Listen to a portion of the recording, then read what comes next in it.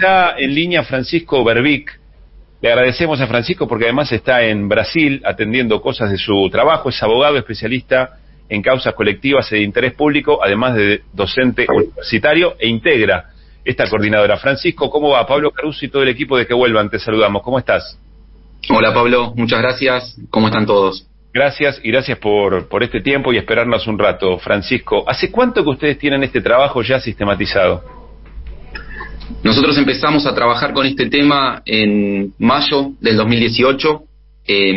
Presentamos la primera acción judicial en junio del 2018 y tenemos los expedientes administrativos que demuestran todo esto que estabas comentando muy claramente desde abril del 2019. Y efectivamente denunciamos esto en distintas reparticiones públicas el 13 de marzo del 2020. Una de esas reparticiones públicas fue la Auditoría General de la Nación.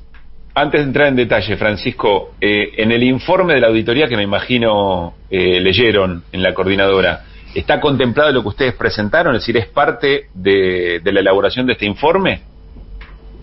No hay una cita formal, expresa, digamos, pero bueno, basta con leer parte del contenido de ese informe y ver lo que venimos trabajando nosotros estos años para ver que hasta el fraseo de algunas cosas es bastante parecido. Bueno, tema aparte ese. Francisco, ¿cuáles son las irregularidades más flagrantes que ustedes ya tenían bien en claro ya en el año 2019 y que ahora el informe de la AGN pone arriba de la mesa? Mirá, Pablo, para tomar decisiones el Estado siempre tiene que seguir un procedimiento y tiene que formar un expediente, tiene que haber intervenciones de áreas técnicas, de áreas jurídicas. Esto es una forma de control del ejercicio del poder público, ¿no? Se llama principio de legalidad en derecho. Digamos, los gobernantes, Macri en su momento, Alberto Fernández ahora, tienen poder para tomar decisiones políticas desde ya, porque para eso se los votó, pero no lo pueden hacer de cualquier manera. Hay procedimientos para la formación de la voluntad estatal que hay que seguir. Y en este caso no se siguió ninguno. El crédito se tomó lisa y llanamente a sola firma. Y te digo esto porque la carta de intención, que fue el primer documento que apareció, se firmó una semana después que nosotros promovimos la primera demanda sobre acceso a información pública para saber qué es lo que estaba pasando con esto frente a distintas noticias y el desconcierto que había, y 9 días después de la firma de la carta de intención. Los expedientes se armaron 9 días después de firmar la carta de intención. Y esto también se conecta con una nota que sacó La Nación, que creo que nadie va a poder poner en tela de juicio de qué lado de la mecha está, donde ellos relataban en una suerte de crónica del viaje cómo Duhovne había ido a Washington con su equipo de trabajo y en 3 semanas, nada más que en 3 semanas, habían volvido con el crédito otorgado. Esto fue lo que nosotros nos disparó el interrogante de la investigación. Por supuesto que cuando empezamos a tirar de la punta del ovillo nos encontramos con que era mucho más grave de lo que esperábamos. Nosotros esperábamos encontrar alguna desprolijidad administrativa en ese trámite, pero de ninguna manera esperábamos encontrar un papel de 1,5 páginas firmado entre 5 o 6 personas en Washington, sin dictamen jurídico previo, sin dictamen del Banco Central sobre cómo iba a impactar ese crédito en la balanza de pagos. Y estamos hablando de 2 requisitos que uno puede pensar que son formalidades, pero repito, no son formalidades, son modalidades de control del ejercicio del poder público y son modalidades de formación de la voluntad administrativa. La ley de administración financiera establece este dictamen sobre impacto en balanza de pagos en el artículo 61 y es absolutamente clara de que cualquier operación que se realice en violación de las pautas de la ley es nula, sin perjuicio de la responsabilidad patrimonial de los funcionarios que actuaron. Y en el caso del dictamen jurídico es un requisito tradicional de la Ley Nacional de Procedimiento Administrativo y hay también muchísima jurisprudencia declarando la nulidad de distintos actos administrativos de alcance individual, de alcance general, cuando no se hizo ese dictamen jurídico previo. Ese dictamen se hizo posteriormente, como señala también el informe de la auditoría, y intentando subsanar lo que había pasado, y para subsanar lo que había pasado invocaron precedentes administrativos de cosas tan simples como la designación de un abogado para litigar un caso de ANSES, por ejemplo. Claro, esos fueron los precedentes con los que dijeron nosotros podemos subsanar esto. Tengo una pregunta ahí, Francisco. En realidad tengo muchas preguntas y ahora le doy paso también a Néstor Restivo que algo quiere preguntar, pero entiendo entonces que esto es nulo por ilegal y que una de las, más allá de los papeles firmados, uno de los procedimientos era preguntarle al Banco Central si efectivamente ¿Había margen para el repago o cómo impactaba esto en términos de la economía nacional? O sea, no era apenas un trámite o una factura que vos podés hacer postdatada, digamos, ¿no? Es un requisito de validez. Claro. Eso es, ni más ni menos.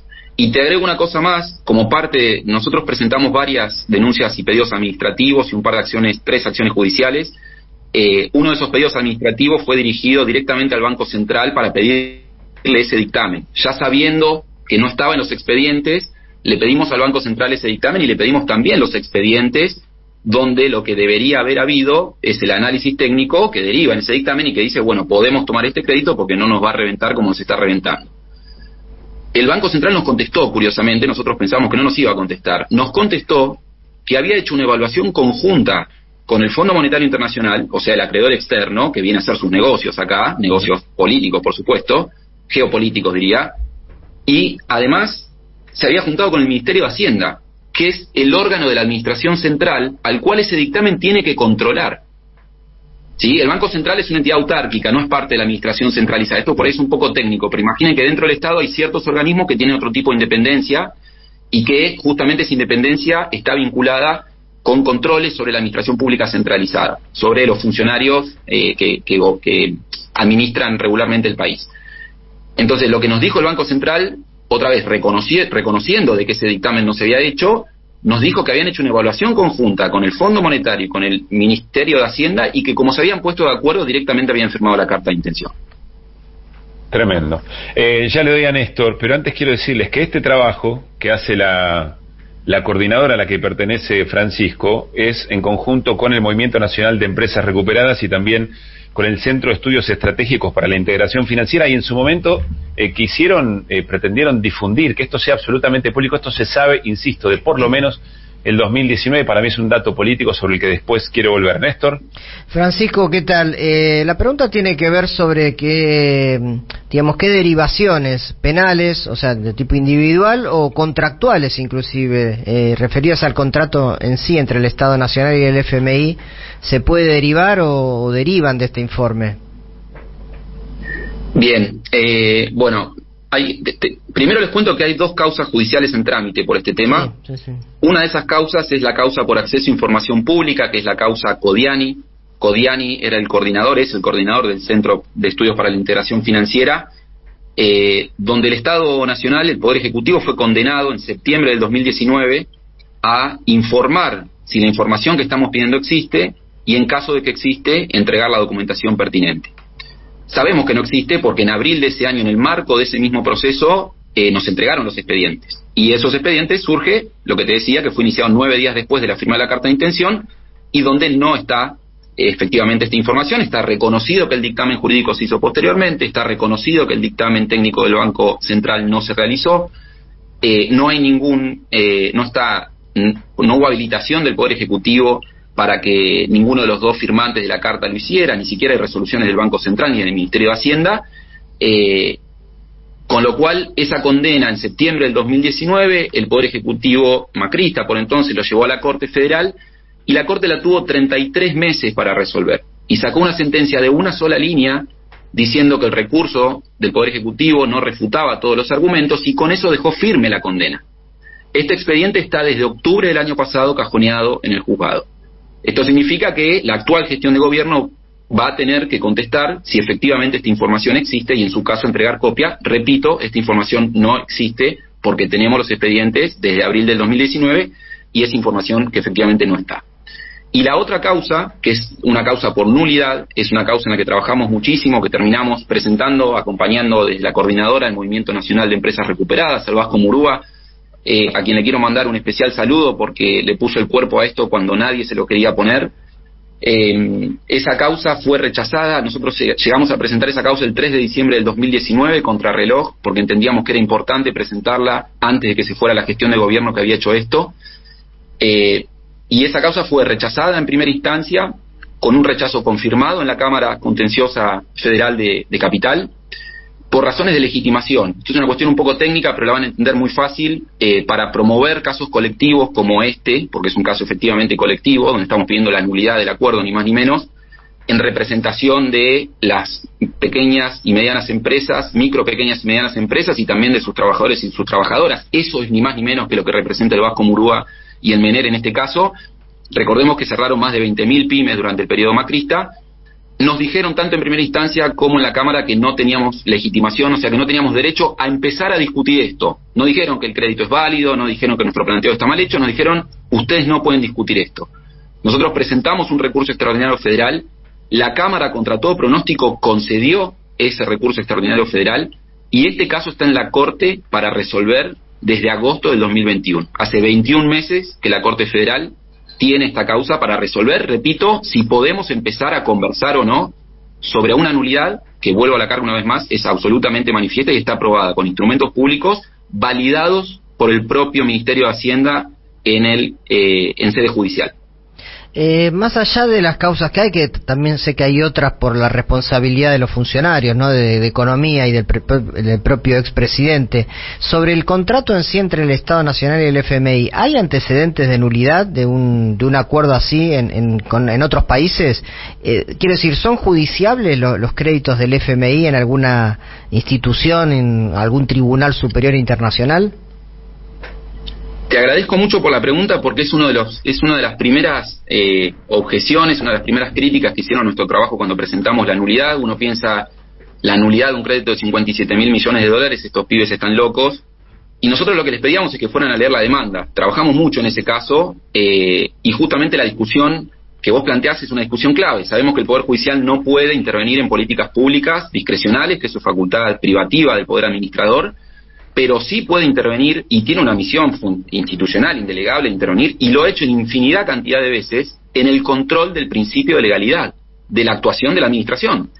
Y acá lo que estamos discutiendo es legalidad. Nosotros no dijimos el crédito es inconstitucional, no dijimos no pasó por el Congreso, relegamos esa discusión. Nosotros lo que dijimos es, ok, la ley de administración financiera te permite tomar este crédito al Poder Ejecutivo, bueno, ¿cómo lo hiciste? No lo podés hacer de cualquier manera, ¿cómo lo hiciste? Y lo que demostramos con esos instrumentos públicos validados por el propio Ministerio de Hacienda en sede judicial es que esto es absoluta e insanablemente nulo. Ahora, ¿qué pasa? Por supuesto que al Fondo Monetario Internacional acá no lo podemos demandar. Digamos, la arquitectura legal del sistema financiero internacional está pensada a propósito para garantizar la impunidad del fondo y de otros organismos también, pero principalmente del fondo.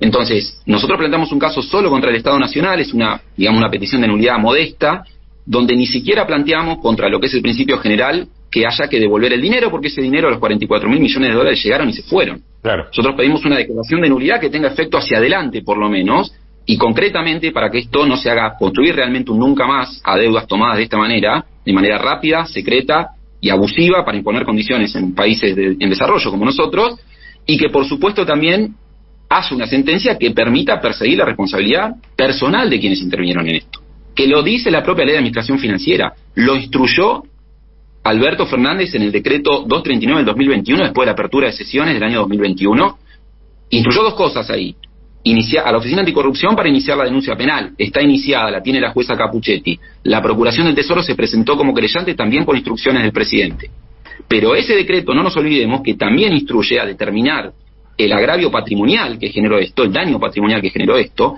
y a promover las acciones pertinentes para hacer efectivas esas responsabilidades. Esas acciones, yo no tengo conocimiento, nosotros no tenemos conocimiento de que se hayan iniciado.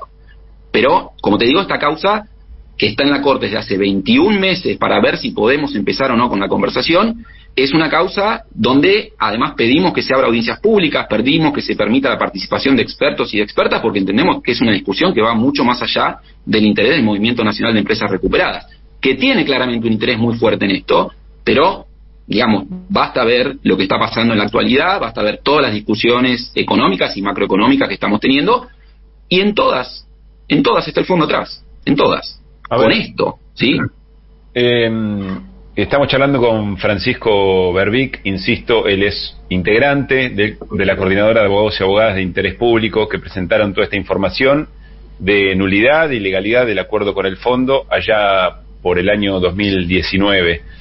Así como en política no alcanza con tener razón, también es cierto que son elementos que para la batalla política, bueno, tenés la posibilidad de usarlos o no.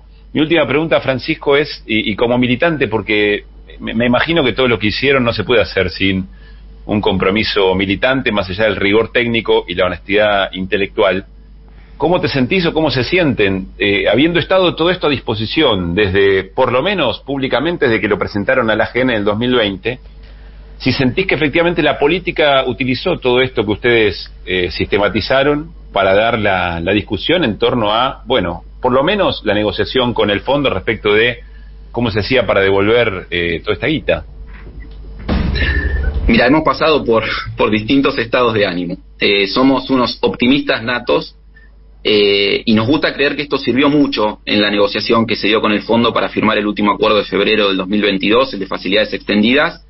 El problema justamente es que ese acuerdo se firmó para pagar esta estafa del 2018. Y otro gran problema es que aparentemente lo que hoy se está conversando con el FMI en términos de negociaciones es que desembolsen los 13.000 millones de dólares que no se desembolsaron. Porque, Pablo, cuando salió la sentencia de la Cámara Contenciosa en septiembre del 2019, se suspendió el último desembolso, que era de casi 5.000 millones de dólares, se suspendió a los pocos días. Ese mismo día, y después Lipton lo anunció oficialmente. Entonces se desembolsaron 44, pero había 57 firmados. Entonces, el nuevo acuerdo, los pagos del nuevo acuerdo llegan calzados para pagar los vencimientos del 2018. Uh-huh. Pero aparentemente ahora, y esto es muy problemático también, lo que se estaría negociando es que desembolsen efectivamente los 13.000 millones de dólares que derivan de todo esto que estamos hablando. Más allá de eso, otra de las cosas que encontramos y que estamos también trabajando es que esto no pasó solo en Argentina, es una forma de operar del fondo, por lo menos en Latinoamérica. Estuvimos trabajando muy cerca de los compañeros de Ecuador, con Andrés Arauz principalmente. Tenemos noticias de que algo muy parecido pasó en Costa Rica, pasó en Bolivia, si bien después de que se fue Yáñez devolvieron ese dinero al fondo. Algo muy parecido también pasó en Brasil. Son acuerdos secretos, rapidísimos, informales, que bueno, nos dejan atados como nos dejan atados. Quizás este informe de la Auditoría General de la Nación, con una firma de un organismo público, no la nuestra, que somos, militantes. Hoy escuchaba el discurso antes de esta conversación y hablaba de los territorios, ¿no? Bueno, la coordinadora nació como la idea de nuclear en nuestro territorio, que es el territorio legal, jurídico y por supuesto desde la militancia política. Pero bueno, nos gusta pensar también que esto puede ser un nuevo empuje para dar la discusión y efectivamente terminar de ponerle los puntos a las IES. Francisco, tengo una más de mi parte, la última. La auditoría, está presidida por alguien de la oposición, ¿no? Como Jesús Rodríguez, del radicalismo, y también está, Pichetto. Sí, está Pichetto, sí. Digo, ¿cómo juega ese factor político? ¿Quién firmó, quién no firmó? ¿Sabés algo de eso, una lectura más política de este pronunciamiento, de este informe de la auditoría? A mí se me escapa por qué sale esto ahora. Como decía Pablo, nosotros lo denunciamos hace más de 3 años ya en la auditoría, con los expedientes, con toda la documentación, con el análisis que hicimos nosotros. En su momento estaba vacante la auditoría, y por qué sale ahora, la verdad que es hasta curioso, les diría. Quizá porque no quieren quedar pegados. Digamos, es tan grave, tan serio y es tan manifiesto que una razón podría ser esa. Otra razón podría ser, como decían ustedes, que esto lo estén usando para su propio juego político, ¿no? Sabemos que también en la oposición hay internas, cada uno está jugando la suya de cara a unas elecciones que están muy cerca, y quizás también pueda hacer algo de eso. Pero son todas especulaciones. La verdad que no tenemos ningún tipo de información de por qué sale esto ahora. Francisco, gracias. Sabemos que estabas con algunos compromisos y que decidiste postergarlas un ratito para charlar con nosotros. Gracias por la charla, por la nota. Bueno, por todo lo que vienen haciendo. Hemos conversado con Andrés Bernal en algún momento también sobre esta cuestión. Muchas gracias a ustedes.